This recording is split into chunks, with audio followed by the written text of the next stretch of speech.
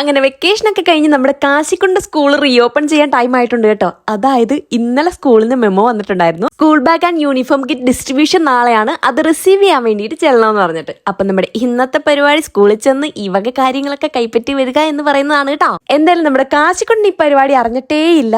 Vacation കഴിയാറായി എന്ന് പറയുമ്പോൾ തന്നെ അന്തം വിട്ട് കുന്തം വിഴുങ്ങി അവിടെ മാറിയിരിക്കലാണ് ഗീസ് പതിവ്. അപ്പൊ ഇതും കൂടെ അറിഞ്ഞാൽ അവിടെ കണ്ണീർ പുഴ തന്നെ ഒഴുകും. അങ്ങനെ ഓഫീസിൽ ചെന്ന് സൈനൊക്കെ ചെയ്ത ഇതുപോലൊരു ടോക്കണും വാങ്ങി ഞാനവിടെ വെയിറ്റ് ചെയ്ത് കേട്ടോ. അങ്ങനെ വലിയ റഷ്യൻ കാര്യങ്ങളൊന്നും ഇല്ലായിരുന്നു കേട്ടോ. കാരണം ഓരോ ദിവസവും ഓരോ ലിമിറ്റഡ് സ്റ്റുഡൻസിനാണ് അവർ ഡിസ്ട്രിബ്യൂഷൻ അറേഞ്ച് ചെയ്യുന്നത്. അതുകൊണ്ട് തന്നെ എന്റെ ടൈമിൽ ഞാൻ മാത്രമേ ഉണ്ടായിരുന്നുള്ളൂ കേട്ടോ. അങ്ങനെ കാശിക്കുണ്ടിന്റെ ബാഗൊക്കെ കൊണ്ടുവന്നു, ബുക്സ് കാര്യങ്ങളൊക്കെ അവർ ഇൻട്രൊഡ്യൂസ് ചെയ്തു. എന്തൊക്കെ എങ്ങനെയൊക്കെയാണ് ചെയ്യേണ്ടതെന്നുള്ളത് കറക്റ്റായിട്ട് അവർ നമുക്ക് പറഞ്ഞു തരും കേട്ടോ. അത് മാത്രമല്ല, ഒരു വസ്തു പോലും നമ്മൾ പുറത്തുനിന്ന് വാങ്ങേണ്ട കാര്യമില്ല. ബുക്സ് ഒക്കെ റാപ്പ് ചെയ്യാനുള്ള റോൾ അടക്കം അവർ ഇവിടുന്ന് പ്രൊവൈഡ് ചെയ്യും കേട്ടോ. അതുപോലെ തന്നെ നെയിം സ്ലിപ്പും കാര്യങ്ങളും ഒക്കെ നമുക്കിതിൽ ഇൻക്ലൂഡ് ആണ്. ഇതിൽ എന്റെ ടെൻഷൻ ഇതൊന്നും അല്ല ഗൈസ്. നമ്മുടെ കാശിക്കുട്ടൻ ഈ ഇയർ തൊട്ട് ഗ്രേഡ് 1 ഗൈസ്. അത് എത്ര ചിന്തിച്ചിട്ടും എന്നെ കൊണ്ട് അക്സെപ്റ്റ് ചെയ്യാൻ വേണ്ടി പറ്റുന്നില്ല ഗൈസ്. അത് കുഞ്ഞു കുട്ടികളുള്ള എല്ലാ അമ്മമാർക്കും റിലേറ്റ് ചെയ്യാൻ പറ്റുന്ന ഒരു കാര്യമാണ്.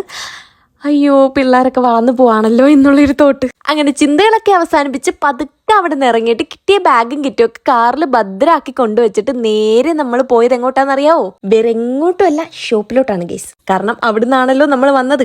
കുറച്ച് പരിപാടികളൊക്കെ അവിടെ ചെയ്തു തീർക്കാൻ വേണ്ടിയിട്ടുണ്ടായിരുന്നു. അതുകൊണ്ടാണ് എഗെയിൻ ഷോപ്പിലോട്ട് തന്നെ പോയിട്ടുണ്ടായിരുന്നത്. പക്ഷേ ഞാൻ പോയിട്ട് തിരിച്ചു വരുന്നതിനുള്ളിൽ അവിടെ ചെറിയൊരു കലാപരിപാടി നടന്നിട്ടുണ്ടായിരുന്നു. അതായത് നമ്മുടെ കാശിക്കുട്ടന്റെ ഒരു പാഴ്സൽ അവിടെ ഒന്ന് ഇരിപ്പുണ്ടായിരുന്നു ഗൈസ്. അതായത് കുറേ നാളായിട്ട് എന്നോട് പറയാണ് റൊണാൾഡോയുടെ ബനിയൻ വേണമെന്ന്. അങ്ങനെ അറ്റ കൈക്ക് ഞാനൊരു ബനിയനൊക്കെ അങ്ങ് ഓർഡർ ചെയ്ത് സംഭവം അങ്ങ് സെറ്റ് ആക്കിയിട്ടുണ്ടായിരുന്നു കേട്ടോ. അപ്പൊ അത്രേ ഉള്ളൂ. Bye bye.